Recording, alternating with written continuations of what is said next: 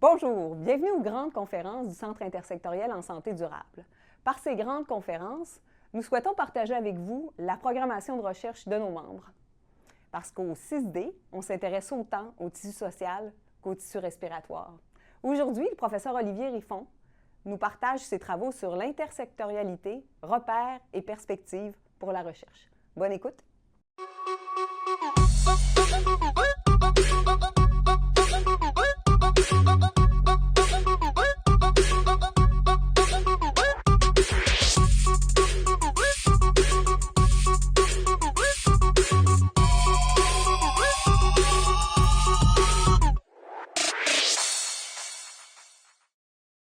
Bonjour tout le monde, vous m'entendez bien?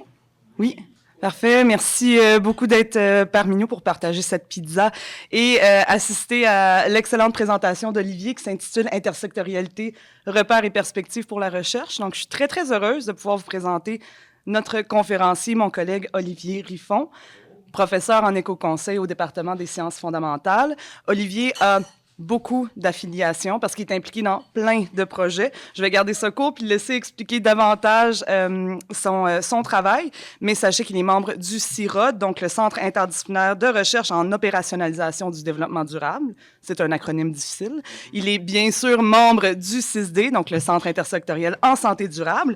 Et Olivier s'intéresse à toutes sortes de choses, notamment à la transition sociale et écologique, l'éducation qui entoure en fait les enjeux de développement durable et l'intégration des méthodes participatives dans les processus qui ont trait à la gouvernance. Donc, je vais m'arrêter là. Je vais laisser la parole à Olivier. Merci beaucoup d'être avec nous ce midi.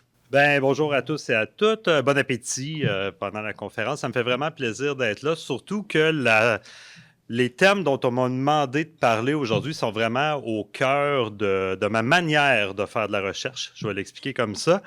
Puis à chaque fois qu'on me demande de faire cette présentation-là, ça fait quelques fois déjà, bien, ça me force aussi à me questionner sur mes pratiques puis essayer de mettre des mots sur ce que je fais en sciences. Donc, c'est un exercice que je trouve toujours pertinent. Là, c'est bizarre parce que je ne vois pas mon PowerPoint sans me retourner. Fait qu'en tout cas, ça va m'arriver. Je vais peut-être avoir un torticolis à la fin de la présentation. Donc, le petit plan de match pour... on est ensemble, là, on m'a dit que j'avais 45 minutes. Je vais essayer de m'en tenir à ça. Quoique des fois, quand je m'emporte, là, c'est difficile. Mais 45 minutes, puis après ça, on aura du temps pour un peu d'échange. Si vous avez des questions, vous voulez éclaircir des éléments, ou même si vous avez des retours d'expérience. Si ce que je vous amène vous fait vous poser des questions ou vous fait réfléchir sur votre pratique, ça pourrait être intéressant de le partager. Donc, je vais faire une petite introduction en parlant du retour de l'intersectorialité. C'est le thème, on est dans un centre intersectoriel en santé durable. Fait que pourquoi intersectoriel? Quelques repères terminologiques pour distinguer différentes nouvelles ou moins nouvelles approches en recherche. Les plus et les moins. Il y a des défis associés à ce genre d'approche-là, mais il y a aussi des leviers, des éléments facilitants. Je vais en parler un peu.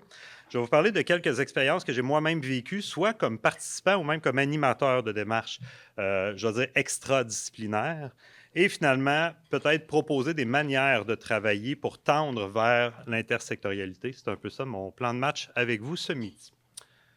Donc, je vais commencer en mettant un gros bémol sur l'idée du retour de l'intersectorialité. On parle, c'est vrai, de plus en plus d'approches, je veux dire, extradisciplinaires. Donc, on essaie de sortir de nos propres disciplines en recherche. On parle de multidisciplinarité, on parle d'interdisciplinarité, d'intersectorialité ou même de transdisciplinarité. C'est tous des mots qui circulent, c'est tous des concepts, en fait, qui nous invitent à revisiter un peu notre manière de créer de la connaissance en recherche, voire de faire de la recherche.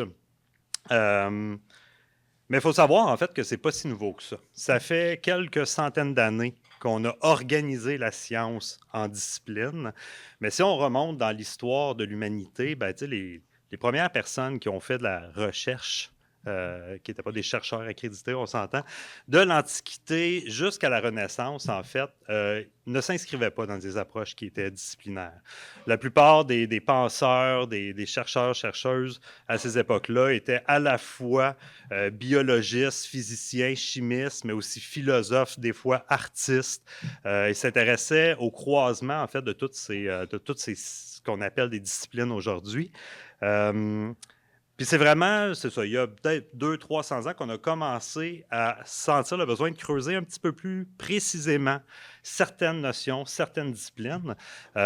Puis il y a eu l'âge d'or, en fait, des approches disciplinaires là, je dirais dans les 200 dernières années, qui nous ont permis d'aller chercher énormément de nouvelles connaissances très, très pointues. Fait que c'est pour ça que je parle de retour d'un intérêt pour les approches qui seraient plus interdisciplinaires ou intersectorielles.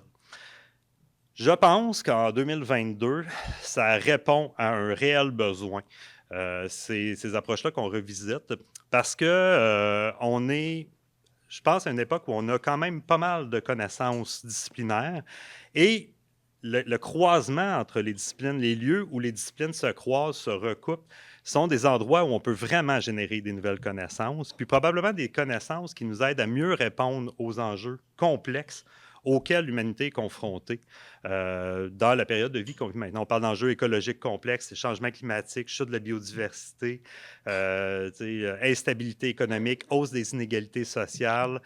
C'est tous des enjeux qui demandent des approches où plusieurs disciplines peuvent contribuer. Donc, je pense que les approches intersectorielles répondent à un réel besoin en connaissances. Donc, c'est une bonne chose qu'on les revisite. Par contre, comme je vous le disais, il y a comme un foisonnement d'approches, de méthodologies qu'on est en train de réexplorer ou d'inventer carrément. Et c'est un peu le but de la prochaine partie de ma présentation, c'est de faire, peut-être de vous proposer quelques repères terminologiques, donc sur les mots qu'on utilise.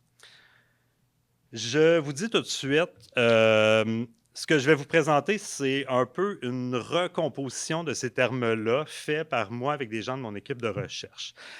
On s'est inspiré de dizaines de sources, de dizaines de documents de référence, et on a essayé de classer les trucs pour que, pour nous, ça soit utile.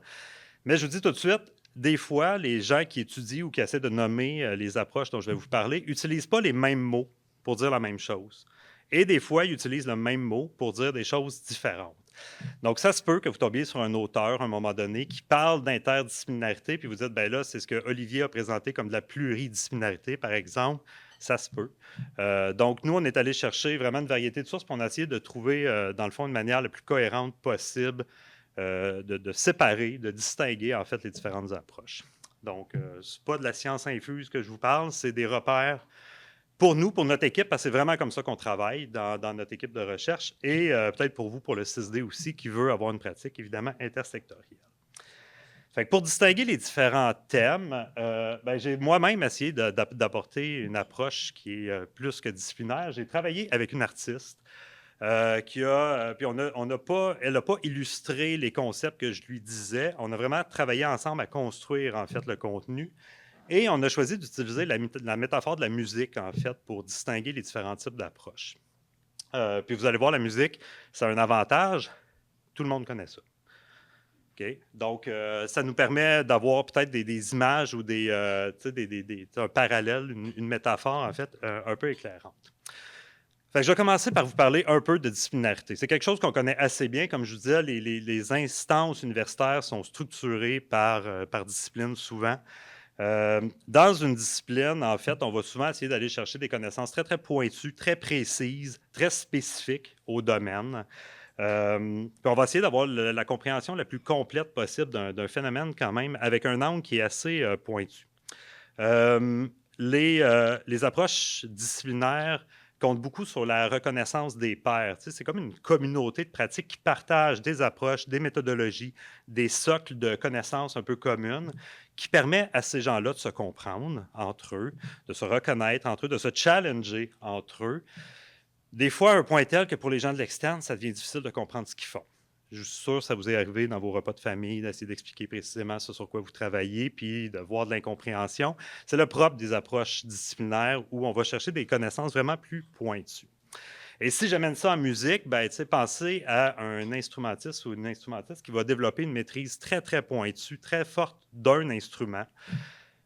Par exemple, ici, la trompette dans l'image, mais à qui vous allez mettre une guitare dans les mains, puis ça va vous casser les oreilles. T'sais. Donc, on est capable, quand on se spécialise, quand on s'intéresse spécifiquement à un instrument, un seul un seul instrument, de développer vraiment une maîtrise très, très forte. Tu sais, puis on va être reconnu partout dans le monde, peut-être, pour notre compétence sur cet instrument-là. Mais ça ne veut pas dire qu'on va se débrouiller ailleurs. J'aurais plein d'exemples d'approches disciplinaires vraiment à vous présenter. Là. Quand on parle de la santé génétique, par exemple, on est dans une discipline assez pointue à laquelle j'avoue pas comprendre grand-chose. OK, fait que ça, c'est pour la disciplinarité, c'est la base. Puis comme je vous disais, depuis 200 ans, c'est beaucoup comme ça qu'on fait de la recherche. Et c'est beaucoup dans les disciplines qu'on a généré de la nouvelle connaissance. Il y a un terme dont on entend souvent parler qui est la multidisciplinarité. La multidisciplinarité, déjà, le mot « multi » nous le dit, on va essayer de multiplier, en fait, les disciplines qui s'intéressent à un même objet. Quand on parle de multidisciplinarité, il y a une chose qui est importante à comprendre, c'est qu'il n'y a pas nécessairement d'interaction entre les disciplines. On va plutôt juxtaposer des savoirs issus de différentes disciplines, mais sur un même objet, pour essayer de développer une meilleure compréhension de cet objet-là. Mais il n'y a pas nécessairement de croisement, il n'y a pas nécessairement d'interaction quand on parle de multidisciplinarité. Un bon exemple qui avait marqué mon attention, vous savez qu'il y a quelques années, le Canada a légalisé la possession et la vente de cannabis, mais ils n'ont pas décidé de faire ça comme ça du jour au lendemain sur un coup de tête. Avant de prendre ces décisions-là, avant d'établir les lois et règlements, ils ont commandé une multitude d'études sur le cannabis. Et ils ont collecté comme ça de l'information sur les effets du cannabis sur la santé respiratoire, sur le développement psychologique des enfants, sur la criminalité, sur les impacts sociaux dans les familles, etc. Donc, d'un même objet qui est la consommation de cannabis, ils ont multiplié en fait les apports disciplinaires pour avoir une meilleure compréhension des impacts en fait d'une telle réglementation. Fait que ça, c'est un exemple d'approche Ces équipes-là ne travaillaient pas entre elles. Il y en a eu des études interdisciplinaires sur le cannabis. Là.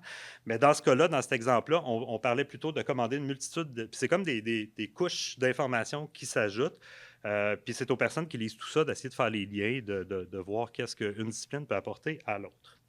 Donc, dans l'image, en fait, si on fait une métaphore, c'est probablement la plus bizarre des métaphores musicales, mais c'est comme si vous preniez un même morceau, puis vous l'écoutiez piste par piste. Là. On écoute la batterie, après ça, on écoute la guitare, on écoute la basse, on écoute la trompette, on écoute les instruments un après l'autre. C'est bizarre, mais ça demande quand même aussi une certaine force de l'esprit pour être capable de mettre tout ça en tête ensemble dans sa tête. Mais c'est ça, c'est la meilleure image qu'on peut trouver. Donc, prenez un morceau célèbre qui a été repris au piano, qui a été repris à la guitare aussi, on a un peu la même idée. Donc, un même objet qui est abordé, mais séparément, qu'on va juxtaposer donc par différentes approches. Ça va jusqu'à maintenant? Oui, vous repérez. Je vais prendre une petite minute pour vous parler d'un autre thème sur lequel je suis tombé à quelques occasions, c'est celui de la pluridisciplinarité. Puis il y a des gens qui vont confondre multi et pluri. Puis je suis tombé sur deux articles, en fait, qui associaient la pratique pluridisciplinaire à celle d'une seule et même personne. Donc, on va parler, en fait, d'un chercheur ou d'une chercheuse qui a une base de connaissances dans plusieurs disciplines, qui est capable de mobiliser ces différentes connaissances-là pour étudier un objet de recherche. Fait que c'est un peu l'image de l'homme orchestre, de la femme orchestre, dans le fond, qui a une certaine maîtrise de plusieurs instruments.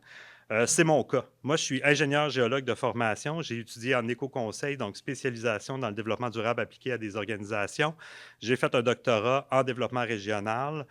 Donc, je me dépatouille dans plein de disciplines différentes. Je pourrais vous parler un peu de géologie, un peu de droit, un peu de plein d'autres domaines comme ça, de développement régional, développement territorial, de politique, de gouvernance. Mais ça fait de moi un spécialiste de rien, finalement. Donc, c'est ça. Fait que jamais un homme orchestre ou une femme orchestre va prendre sa guitare puis aller faire un concert, tu sais. Ben, ça pourrait arriver, là.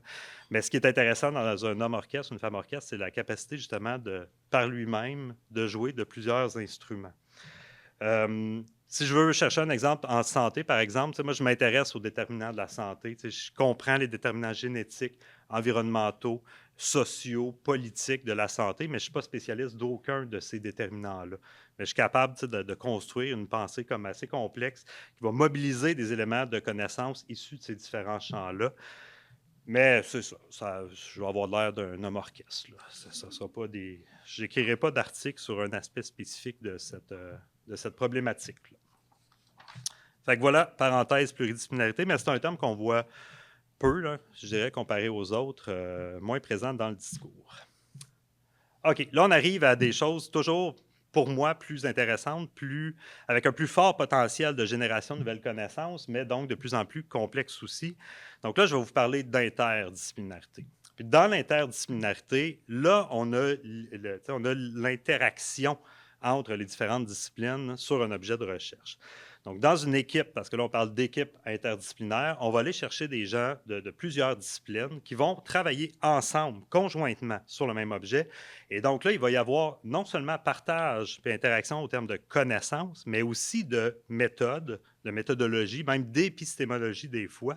Puis il va y avoir une recomposition des approches qui va inclure des petits morceaux des approches de chacune des disciplines.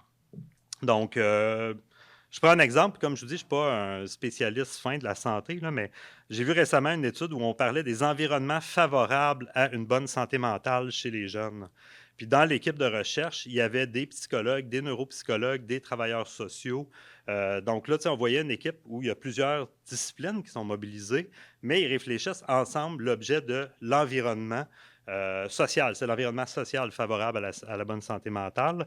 Puis dans le fond, ils croisent leurs approches, ils montent les guides d'entrevue ensemble, la méthodologie est montée. Fait que c'est vraiment comme une recomposition qui inclut un peu les forces, les avantages, les outils, les connaissances de chacune de ces disciplines-là. Fait que vous le voyez ici représenté par, donc, là, il y a vraiment, comme si vous écoutez un quatuor à cordes, vous entendez l'interaction entre les instruments. Vous êtes peut-être capable de distinguer l'apport de chacun, mais c'est vraiment l'harmonie créée par l'ensemble qui amène la richesse au morceau. Fait que ça, c'est pour l'interdisciplinarité. Avec l'artiste qui a travaillé, on a volontairement choisi d'illustrer l'interdisciplinarité par 4 instruments à cordes. Parce que très souvent, ce qu'on observe dans les approches interdisciplinaires, c'est une proximité conceptuelle entre les disciplines qui sont mobilisées. Dans l'exemple que je vous ai donné, on a parlé psychologie, travail social, neuropsychologie. Il y a comme une parenté entre ces différentes disciplines-là. Et l'intersectorialité nous amène à dépasser cette proximité-là en allant mobiliser des disciplines qui sont issues de différents secteurs de la recherche. Donc là, on arrive au cœur de ce que le 6D veut faire, c'est-à-dire des approches intersectorielles. Fait que vous voyez, je la représente ici par un mélange d'instruments à cordes, à vent, à percussion et même électronique.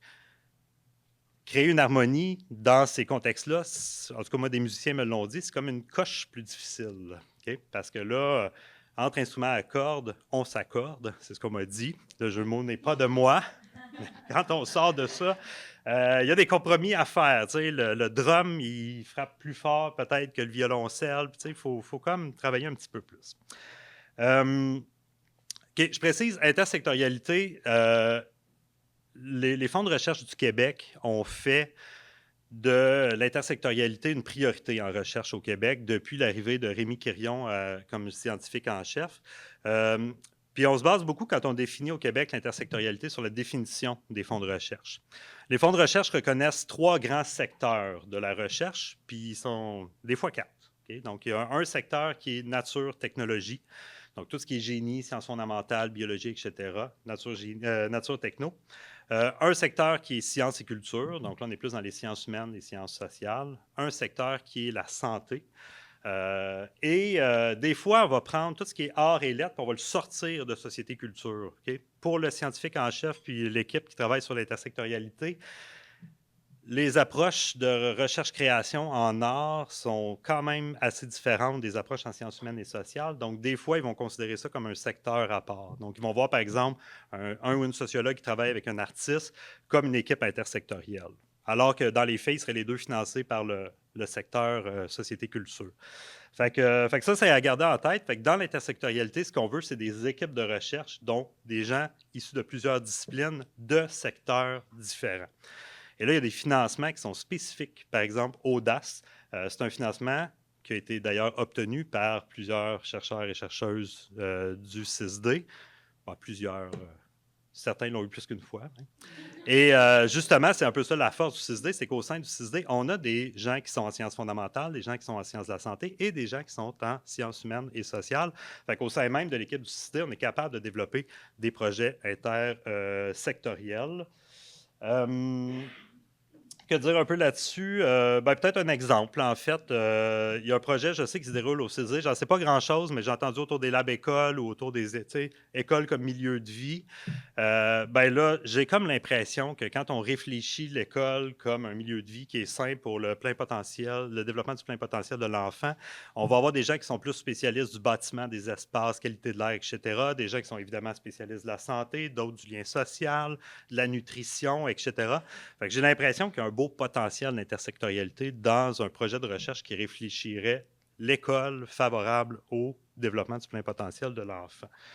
C'est juste des mots que j'ai entendus, fait que j'ai peut-être massacré le projet réel du 6D. Je m'en excuse si c'est le cas, mais pour moi, c'est l'exemple que j'ai trouvé le plus pertinent. Puis évidemment, il y a les artistes aussi qu'on oublie souvent. Tu sais, les artistes en création, en recherche, il y en a beaucoup, puis ils ont vraiment le potentiel d'amener des façons de faire différentes. Hop. Il me reste un dernier terme dont je veux vous parler rapidement, puis c'est celui de la transdisciplinarité. Le mot trans nous invite à penser au-delà des disciplines, donc peut-être de sortir même de ce carcan-là complètement. Il y a des gens qui vont parler d'adisciplinarité même, en voulant dire on oublie en fait les disciplines, puis tout ce qu'une discipline peut porter comme méthodologie, tout ça, puis on s'en va explorer complètement d'autres choses. Transdisciplinarité, c'est probablement le mot le plus, je veux dire galvaudé, mais pas négativement. Là, c'est celui qu'on a le plus tordu, c'est celui qui est le plus fourre-tout. Dans le fond, dès qu'on sort d'une équipe de recherche, dès qu'on sort d'une équipe de chercheurs et chercheuses exclusivement, puis qu'on va chercher des gens du milieu, des gens des Premières Nations pour qu'ils apportent leur savoir traditionnel. Je pense en santé aux approches des patients partenaires, en fait, où le patient devient partie prenante d'une équipe de recherche et ses savoirs, ses connaissances sont considérés au même titre que les savoirs scientifiques. Quand on rend des enjeux de valeur, de spiritualité, d'émotion dans des projets de recherche, puis que c'est considéré comme une forme de savoir aussi, bref, dès qu'on étire la recherche pour sortir du cadre strictement chercheurs, chercheuses, puis d'inclure d'autres acteurs de la société et de reconnaître surtout la pertinence des connaissances qu'ils vont apporter au développement du projet, on est dans des approches qu'on va appeler transdisciplinaires. Là, écoutez, il y a des livres complets qui ont été écrits là-dessus qui séparent ça en plein de petites cases. Transdisciplinarité forte, transdisciplinarité faible, transdisciplinarité méthodologique, de connaissances. Il y a plein de choses qui s'écrivent là-dessus, mais moi, je vous invite à retenir qu'à partir du moment où vous faites simplement ouvrir vos équipes, vos projets de recherche à la collaboration active et reconnue d'autres acteurs non académiques, vous êtes rendu dans la transdisciplinarité.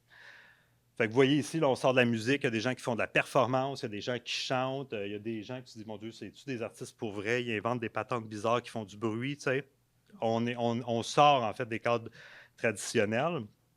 C'est vraiment pas facile, en fait, je vous dis, de faire ça, parce que oui, il y a des repères terminologiques peut-être qui sont en train de se mettre en place, mais au niveau méthodologique, c'est pas facile. Comment tu reconnais, justement, en sciences, vous le savez, on va essayer de trianguler, valider des données, il y a de la rigueur qu'on met dans les processus, mais comment on est capable d'encadrer des processus de recherche transdisciplinaire? Est-ce que c'est pertinent d'essayer d'encadrer des processus de recherche transdisciplinaire avec la même rigueur que ce qu'on fait dans des disciplines ou dans des projets interdisciplinaires? C'est toutes des questions auxquelles on n'a pas de réponse pour l'instant. Mais ça donne des choses tripantes. Ça donne, je dirais de façon générale, une ouverture de la pensée et de la compréhension des problèmes par toutes les personnes impliquées. Autant les chercheurs, les chercheuses, les citoyens, citoyennes, les gens des organisations, en travaillant ensemble sur des objets de recherche, vont apprendre énormément. Puis vont, tu sais, c'est pas juste apprendre des informations, là, c'est vraiment leur compréhension du monde qui va s'en trouver enrichie. Et ça, c'est fascinant. Donc, voilà pour les différents mots. Fait que j'ai comme essayé de distinguer disciplinarité, qui est un néologisme en passant. On parle d'approche disciplinaire, mais je trouvais que ça sonnait bien. Disciplinarité, multi, pluri, interdisciplinarité, intersectorialité et transdisciplinarité. Vous aurez peut-être noté qu'une approche intersectorielle et interdisciplinaire. T'sais, dans le fond, il y a plusieurs disciplines, mais l'intersectorialité nous pousse un cran plus loin. Ça va? Je vous ai pas perdu, oui? Donc, pour la multidisciplinarité, tu as montré une image où on voit une personne qui a plusieurs instruments. Je vais prendre mes notes. Ah, la pluridisciplinarité. C'est ça. Donc, Ouais. moi, j'ai défini la multidisciplinarité, selon ton explication, comme étant plusieurs experts qui travaillent sur le même objet. Mais sans interaction entre eux. Exactement. Donc, on va cumuler les connaissances sur un même objet avec des apports de plusieurs chercheurs, plusieurs disciplines. Donc là, on est dans la multidisciplinarité. Et le slide en a ici, je ne vois pas la collaboration ici. C'est juste une Non, seule personne c'est- avec plusieurs expertises. Oui, on va parler d'une personne qui a une approche pluridisciplinaire. C'est vraiment mon cas. Moi, quand je travaille, je suis capable de mobiliser des savoirs de plusieurs disciplines différentes, puis même de plusieurs secteurs différents. Mais c'est juste moi, là. C'est moi. Donc, je ne suis pas une équipe à moi seul. Donc, moi, j'ai comme une base de connaissances dans plein de disciplines différentes que je peux mobiliser pour générer des connaissances, mais jamais de manière aussi approfondie que si des personnes de plusieurs disciplines comme ça travaillaient entre elles, puis chacun avait sa spécialisation et mettait ces connaissances-là en commun. Donc, c'est la différence entre la pluridisciplinarité. Donc, un chercheur ou une chercheuse est capable de mobiliser des savoirs issus de plusieurs disciplines, où là, on est dans une équipe interdisciplinaire, où là, on va avoir des expertises disciplinaires qui vont se croiser, interagir pour générer des nouvelles connaissances. Donc, le potentiel de générer des nouvelles connaissances est beaucoup plus grand dans une équipe interdisciplinaire qu'auprès d'un chercheur ou d'une chercheuse qui a une pratique pluridisciplinaire. Super, merci. C'est bon? Pas simple, pas simple. Et vous allez sûrement rencontrer dans votre vie des gens qui ne sont pas d'accord avec les termes que j'utilise. Ça fait partie aussi de la réalité de la recherche. Donc, je vous disais que c'est pas facile, OK? On est dans des nouvelles zones, de création de contenu. Mon expérience m'a fait relever quelques enjeux, quelques défis qu'on rencontre dans les approches intersectorielles. Et j'ai une étudiante, Florence Villeneuve, qui étudie aussi une approche intersectorielle, non pas en recherche, mais sur le terrain, parce que le même genre de croisement peut se faire aussi dans la société civile, en diverses organisations. Et elle arrive à peu près au même constat, au même frein, qu'on soit en recherche ou qu'on soit sur le terrain. Donc, premier défi, l'arrimage des vocabulaires et des méthodologies. Entre disciplines, on utilise, tu sais, le potentiel de mots, il n'est pas infini. Hein? Il y a des mots qui ont une portée, qui sont reconnus dans une discipline, mais qui vont être peut-être reconnus dans une autre discipline avec un sens complètement différent. Je vais prendre un terme relation. Okay? Si je prends le terme relation, vous allez en travail social, ça va avoir une définition. Vous allez en biologie, ça va avoir une autre définition. Vous allez en art, le terme relation va avoir une autre définition.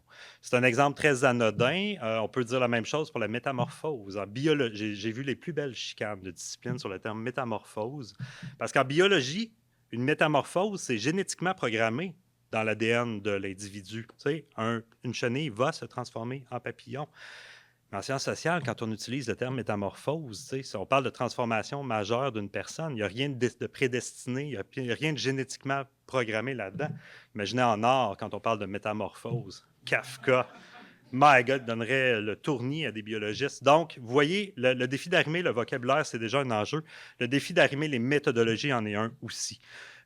Puis moi, je me suis promené entre les deux. J'ai un passé en sciences fondamentales, en sciences appliquées et en sciences humaines et sociales. Puis j'ai vécu moi-même des déchirements intérieurs, des défis de compréhension. Quand on arrive en sciences humaines, puis qu'on arrive du domaine des sciences appliquées, on réalise l'importance de bien définir chacun des termes qu'on utilise. On va avec des approches qui sont plus interprétatives de ce que les gens vont nous dire. Rien à voir avec des colonnes de sable dans un laboratoire dans lequel on fait couler de l'eau.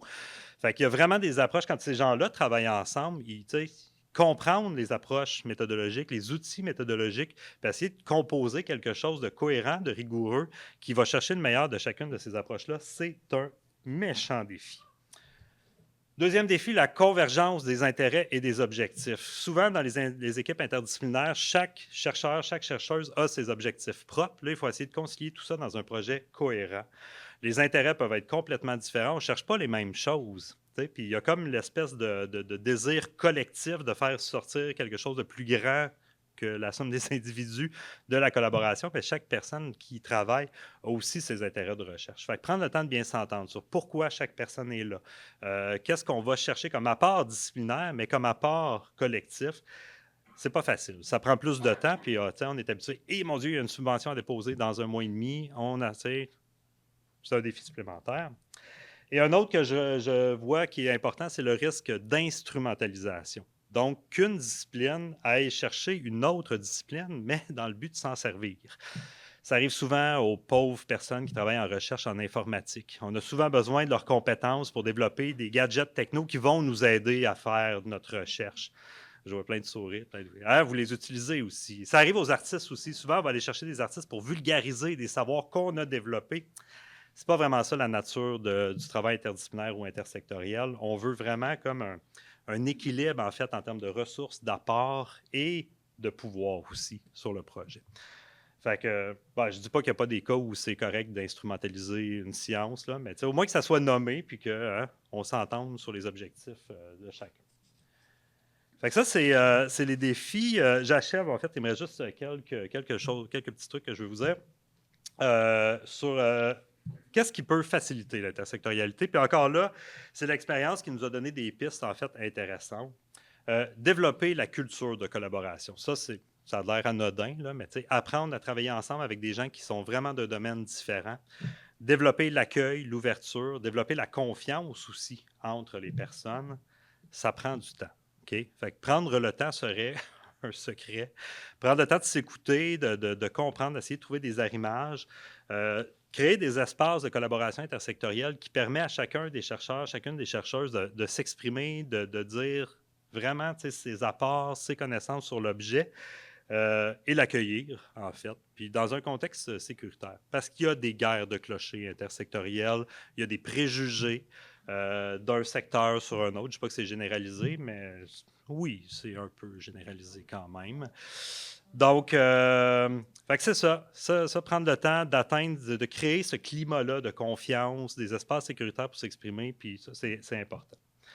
OK, adopter un langage commun, simple, accessible, vulgarisé, c'est indispensable. Puis ça, je pense que c'est ça que les chercheuses ont le plus de difficultés à faire parce que c'est comme faire un peu le deuil de sa connaissance pointue et spécifique, souvent qui fait sa renommée dans son milieu auprès de ses pairs. C'est comme laisser ça de côté pour dire, OK, je suis un littéraire, mais il faut que j'aille enseigner l'alphabet à des jeunes du primaire, tu sais.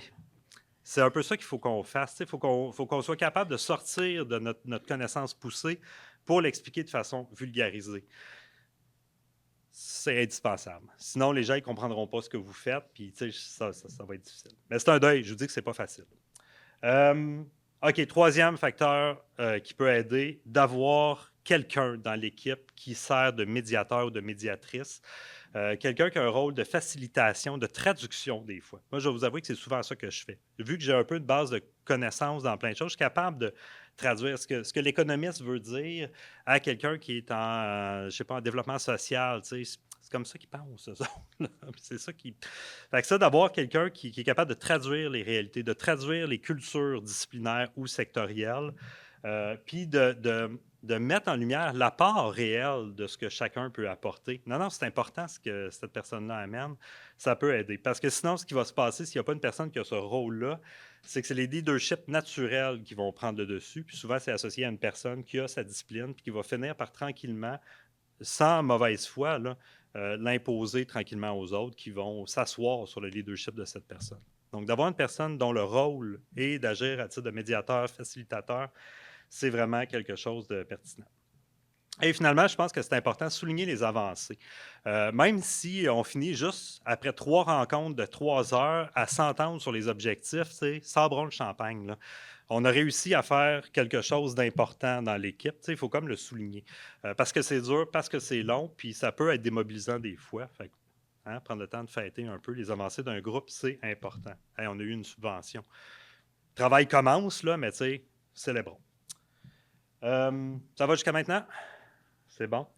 Je veux finir en vous donnant quelques pistes pour comment amener un groupe de recherche à s'ouvrir à différents autres secteurs. Puis ça vient de quelques expériences que j'ai vécues, comme je vous disais. Je vais vous très rapidement passer à travers 4 expériences que j'ai vécues.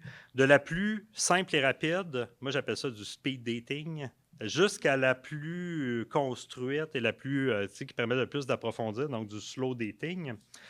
Une première expérience que j'ai vécue, c'est dans la région ici, c'était des acteurs du domaine alimentaire. Puis alimentaire, ça va de la production de la bouffe dans un champ jusqu'à la gestion des déchets issus du gaspillage alimentaire, en passant par la nutrition et tout ça. On est un groupe vraiment multi-acteurs.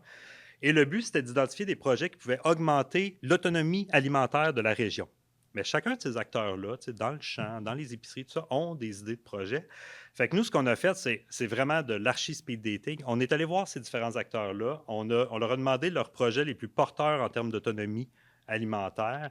On en avait 60 à la fin. Puis là, on a fait une rencontre de quelques heures. Je pense que ça va durer 2 heures, 2 heures et demie. Puis là, on était genre une trentaine de personnes. Puis on avait la liste de projets, puis on les expliquait très, très rapidement. Puis c'était comme, où est-ce que vous voyez aider? Okay? Puis là, les gens, ils disaient, ah, moi, ça m'intéresse. Ils mettaient leur nom et tout ça. Puis nous, après, on opérait les maillages. On allait voir, par exemple, une épicerie qui disait, ben moi, je veux mettre de l'avant plus de projets, plus de produits locaux. Puis on disait, ben écoute, dans notre activité, il y a tel acteur qui ont eu de l'intérêt, qui viennent d'autres secteurs que de la distribution alimentaire. Et là, nous, on créait des petits matchs, là, à la Tinder. OK, allez vous rencontrer. Ben là, je prends l'exemple de Tinder, c'est pas anodin. Là, on est dans le, comme ça. Là. Oui, non, très rapidement. Ça avait marché, puis il y a des projets qui ont élargi, en fait, leur portée grâce à ces apports-là d'autres partenaires qui venaient d'autres secteurs. On a fait un exercice similaire, mais dans le cadre du développement social, donc des projets de développement social dans la région. On a réalisé l'année passée avec la santé publique ici qu'il y avait énormément d'initiatives en développement social. Certains portaient à l'échelle des municipalités, d'autres des MRC, certains par des acteurs municipaux, d'autres par des acteurs caritatifs comme Centraide ou autres. Puis on s'est dit, OK, il faut qu'on crée du lien entre ces gens-là.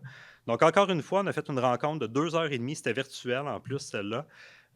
On a donné la parole à 15 acteurs qui portaient des projets en développement social. Il y avait chacun 3 minutes pour présenter leur projet. On est dans le Tinder avancé. Okay?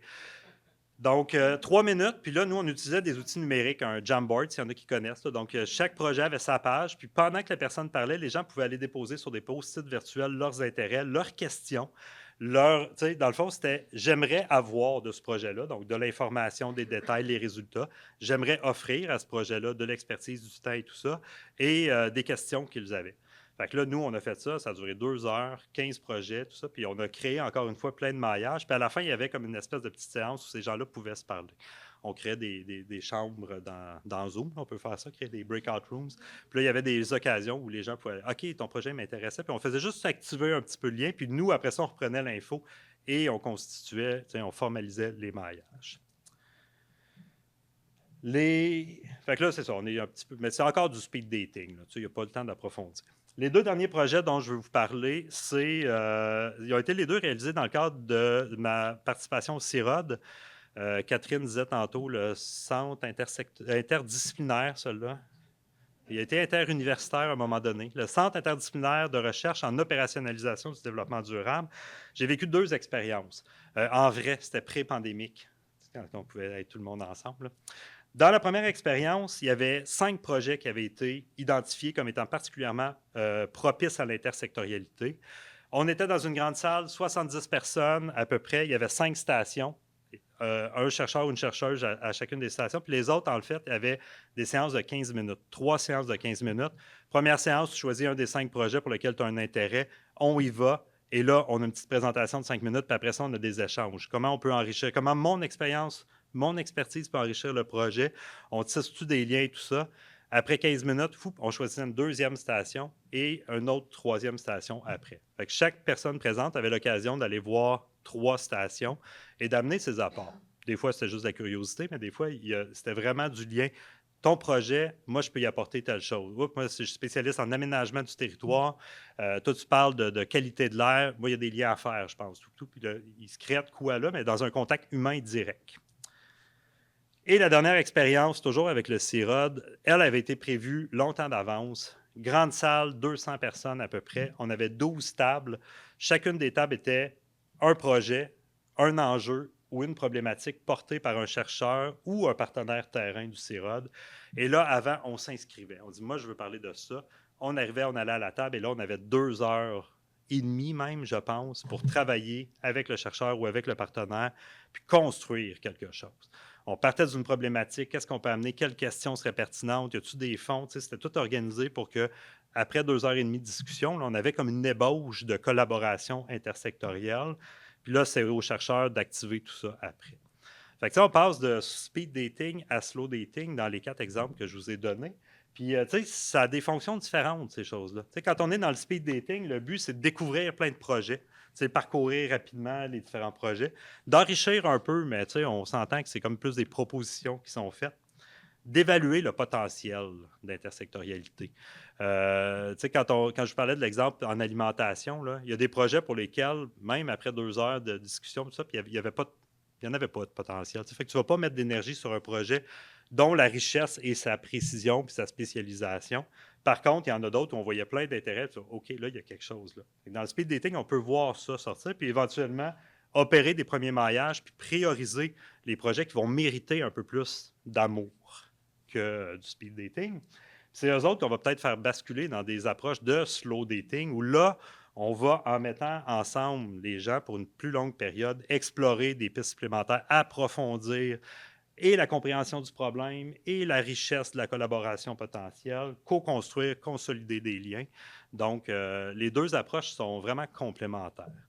Puis, je finirais peut-être par ça, avant la petite conclusion, là.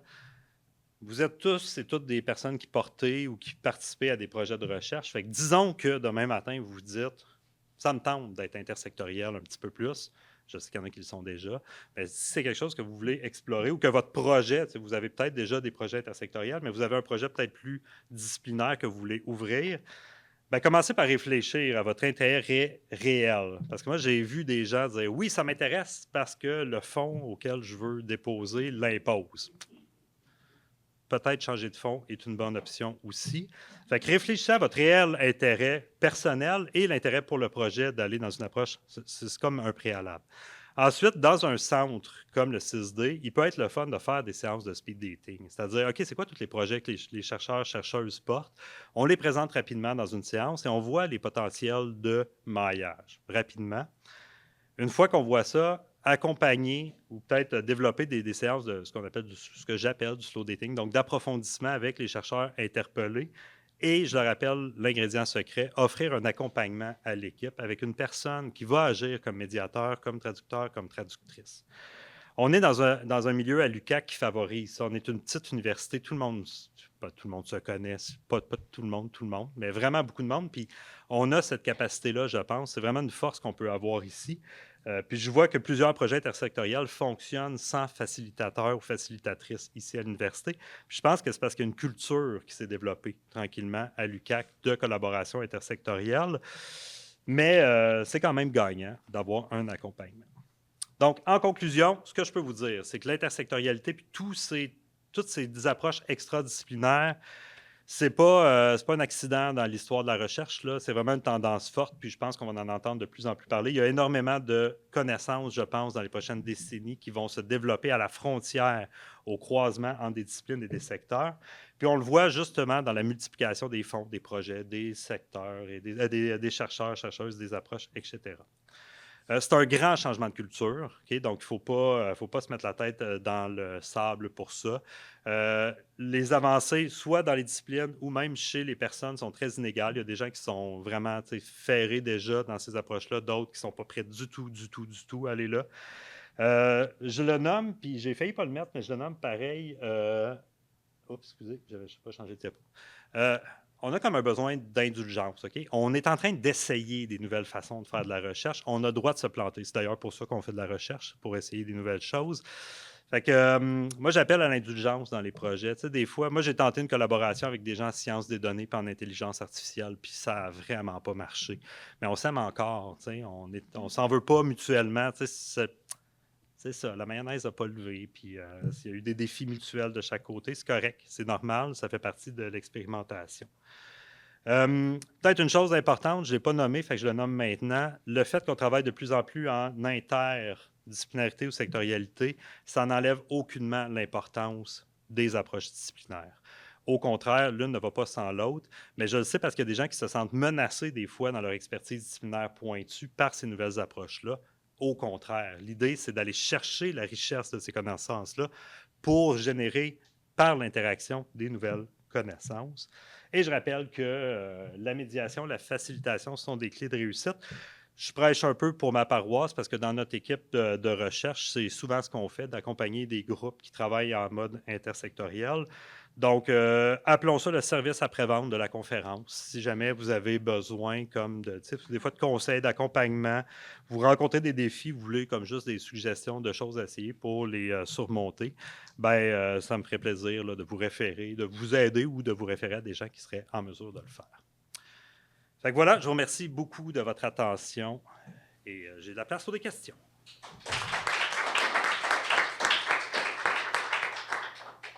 Moi, j'aime ça imaginer les domaines de recherche comme un grand cercle.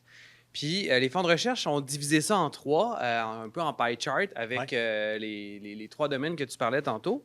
Puis des fois, tu te trouves à avoir la chance d'être pas loin de la barre. Comme moi, par exemple, je travaille avec une collègue en sciences humaines, Hélène Vézina, pour ne pas la nommer.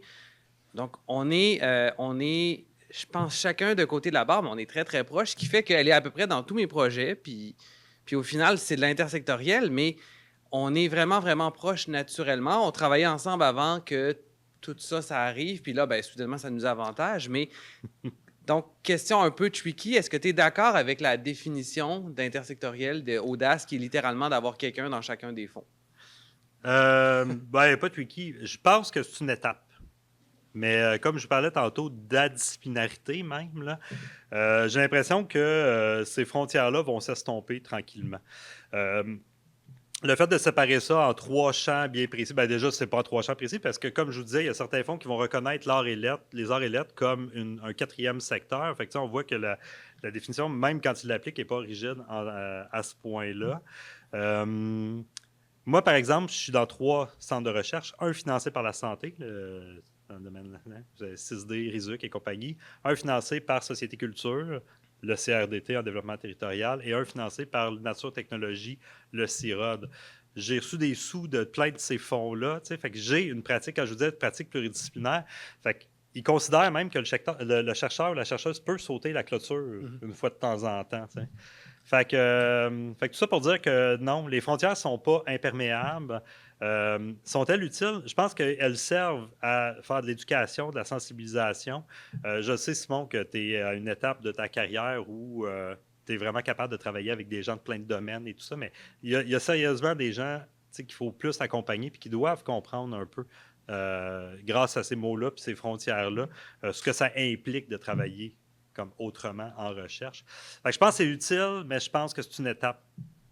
Puis j'ose espérer qu'un jour, on n'aura plus besoin d'avoir des financements pour l'intersectorialité, mais que ça va être disséminé partout, puis qu'il va y avoir une ouverture des fonds dans chacun des secteurs, s'ils existent encore, à soutenir des projets qui débordent de ces secteurs-là.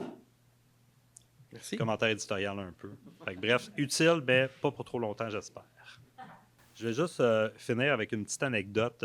On n'est pas dans les approches qu'on a fait, mais le 6D, quand il a été créé, une des premières activités qu'on a faites a eu lieu ici, dans cette salle-là, juste en arrière, sur la grande table que vous voyez. Moi, à chaque fois que je la vois, elle me rappelle des souvenirs. Catherine Laprise, qui avait initié en fait la création du centre, a été capable d'aller mobiliser des secteurs, je pense, pas des secteurs, des chercheurs, des chercheuses, dans à peu près tous les départements de l'UQAC. Il y avait des gens en arts et lettres, des gens au DIM en informatique mathématiques, des gens en sciences humaines sociales, administratives, éducation, fondamentale, comment? Santé, évidemment. J'en oublie dessus, il y en a beaucoup de départements. Fait que là, on était là, dans une première rencontre stratégique, puis on discutait, puis on a voulu montrer, en fait, déjà les collaborations existantes dans tout ça pour justement pas dire qu'on partait pas de zéro. Fait que ce qu'on a fait, c'est qu'on s'est tous mis, on était, je pense, 20-25 autour de la grande table. Là, on a demandé à chacun d'écrire dans une case qui avait été dessinée sur une grande feuille. La table était couverte d'une immense feuille. Puis chacun avec une petite carte, on écrivait son nom. Puis là, ce qu'on a demandé aux gens de faire, c'est de tracer avec des crayons de couleur des traits pour identifier avec qui ils travaillaient. Puis, mettons, je fais un trait. Moi, Olivier Riffon, je travaille avec, je ne sais pas, Jacinthe. C'était pas vrai à l'époque, mais tu es là. Fait qu'on faisait un trait, puis on marquait au centre le projet sur lequel on collaborait. Puis si on avait des collaborations autres que dans le centre, on les écrivait aussi, on faisait. Puis on a fait comme ça, moi j'appelle ça l'assiette de spaghetti, là, parce que finalement, après 15, 20, 30 minutes, dans le fond, la feuille était couverte de liens de couleur, de projets, de collaboration interne ou externe. Puis ça, quand je vous parle de célébrer les avancées, ça a comme été une façon de montrer au groupe, regardez, on est déjà là-dedans, on est déjà en train d'en faire. Puis on peut pousser un petit peu plus loin parce que là, les gens, ils voyaient, hey, mais tel projet, moi, j'aurais un intérêt à travailler là-dessus. Fait que là, on ajoutait des petites lignes pointillées, genre, hop, intérêt supplémentaire et tout ça. Fait que bref, c'est des approches. Et, comme je vous disais, vous êtes dans un milieu facilitant à l'UQAC. C'est une petite université, il y a déjà énormément de liens, il y a déjà beaucoup de liens humains aussi. Je ne l'ai pas mentionné, mais c'est très important dans une équipe. Au-delà des liens académiques, intellectuels, les liens humains qui se tissent entre les personnes, c'est aussi un gage de réussite des approches intersectorielles. Fait que vous êtes dans un milieu qui vous offre ça. Fait que, en tout cas, c'est une invitation que je vous fais à aller, dans la mesure où vous êtes prêts et prêtes, à aller explorer ces nouvelles, vieilles approches de recherche. Merci beaucoup.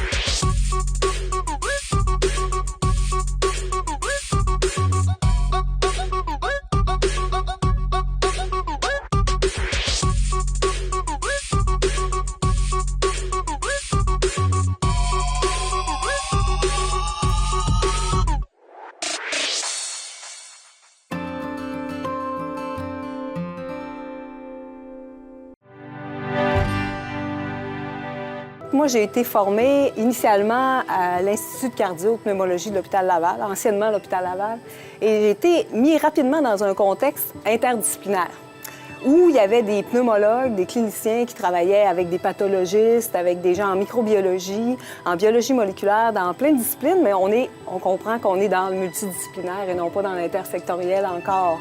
Mais j'ai rapidement été mis dans ce bain-là, puis j'ai rapidement apprécié avoir des contacts avec des gens qui avaient un regard différent, une perception différente, puis ça amenait à voir la problématique de recherche dans sa globalité.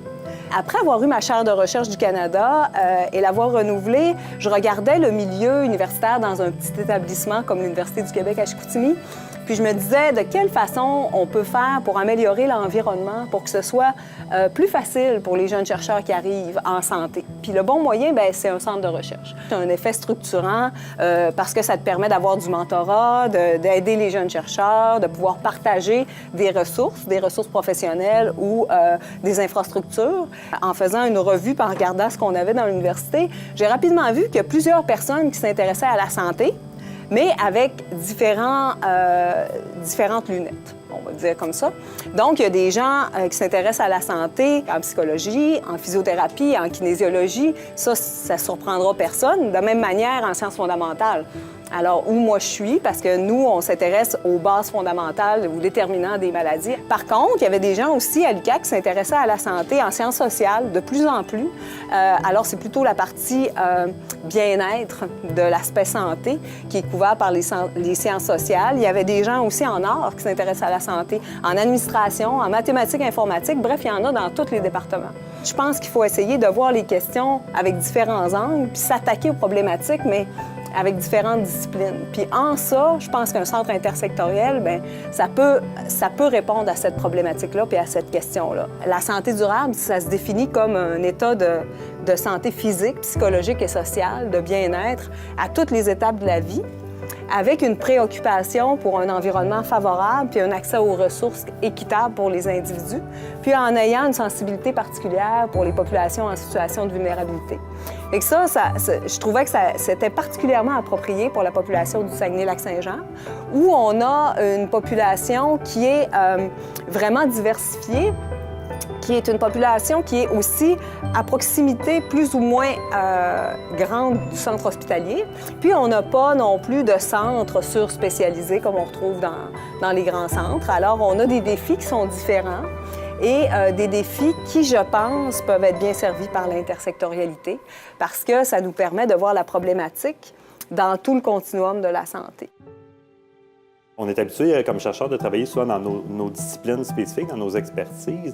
Puis quand on essaie de croiser ces disciplines-là, on va parler d'interdisciplinarité. Puis quand on parle d'intersectorialité, on va aller plus loin que ça. Les secteurs, en fait, au Québec, la science est organisée dans 3 secteurs. Le secteur de la santé, le secteur nature et technologie, puis le secteur société-culture. C'est les sciences humaines et les sciences sociales.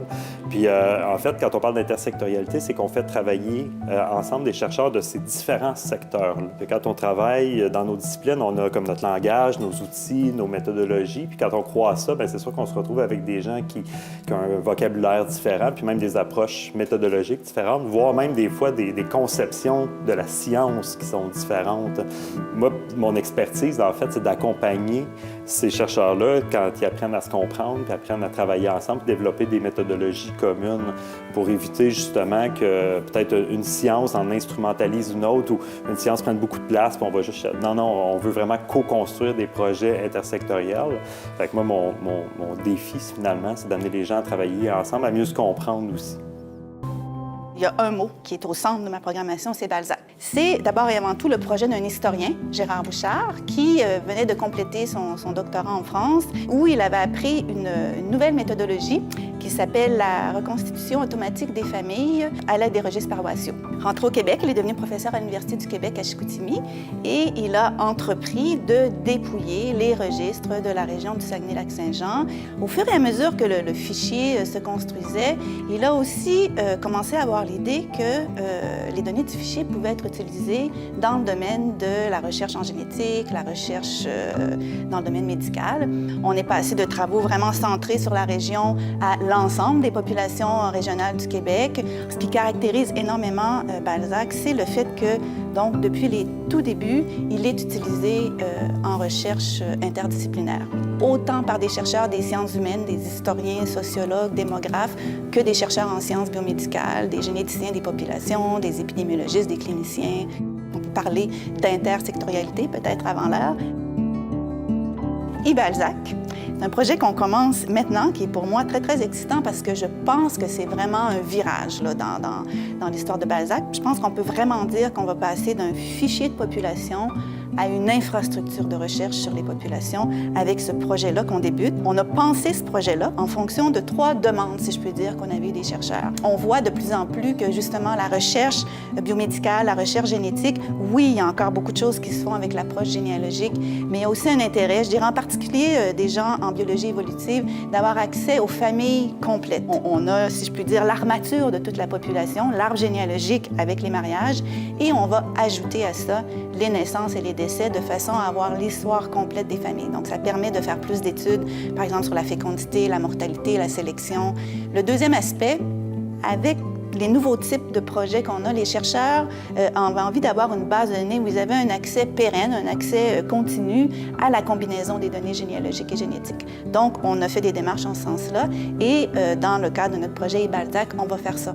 Il y a aussi tout un volet spatial, un volet géographique au projet. On sait qu'en géographie, le développement des outils de géomatique, là, depuis quelques décennies, ça a fait ce qu'on appelle en anglais souvent un spatial turn. Là. Donc, il y a vraiment beaucoup de possibilités du côté des études géographiques, cartographiques, spatiales qui se sont ouvertes. Et on voulait que les utilisateurs de Balzac puissent bénéficier de ça.